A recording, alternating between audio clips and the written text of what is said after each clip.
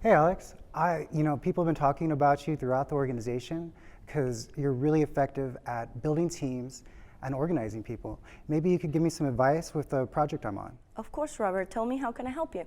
Well, yeah, I just joined this group and we're having remote meetings and it seems like people aren't really showing up on time. We don't have a set agenda. I feel like there's one or two people who are always dominating the conversation. And in addition to that, I think I heard someone snoring the other night. Yeah, that's pretty bad. So we do have a lot of techniques that could help you with that, agile techniques specifically. At Red Hat, we do have an offering that focuses on these type of problems.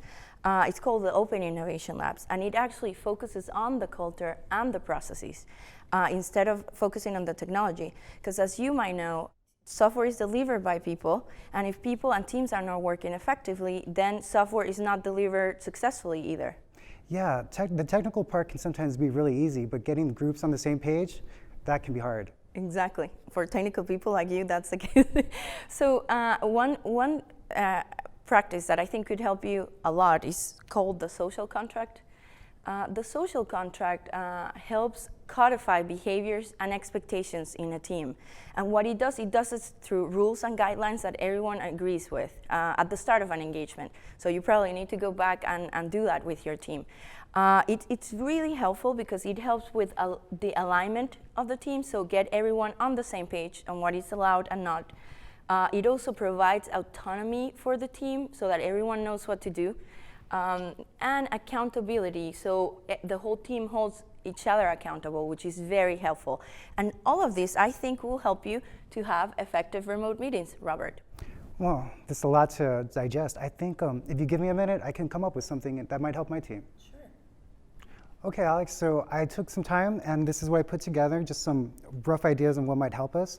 I think this one would really help, is getting everyone to show their face over video so that we can see who's engaged and find out who's snoring. Of course. I think that's a great idea, and I think you got it, Robert, so well done.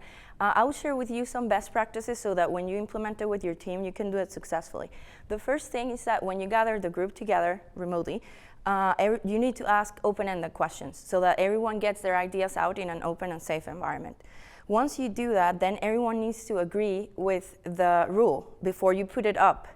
Once everyone is in agreement, you put it up. So I think I have one that could help you too, is sharing working schedules. And this allows, I think it helps with accountability too for the team to work successfully remotely. Do you agree with this one? Yeah, I think that would help a lot. Perfect. And the last step is to actually sign the social contract, because at the end of the day, it's a contract. And then that allows that everyone is in agreement and on the same page.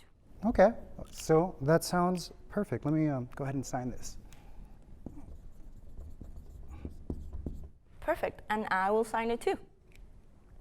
You know, I think this is really going to help us. Do you know where I could find out more information about these types of practices? Sure, Robert. We have tons of resources online. You can actually search for the Open Practice Library online, and we have open source everything that we do on our Open Innovation Labs, and that has a lot of resources, so go and check it out.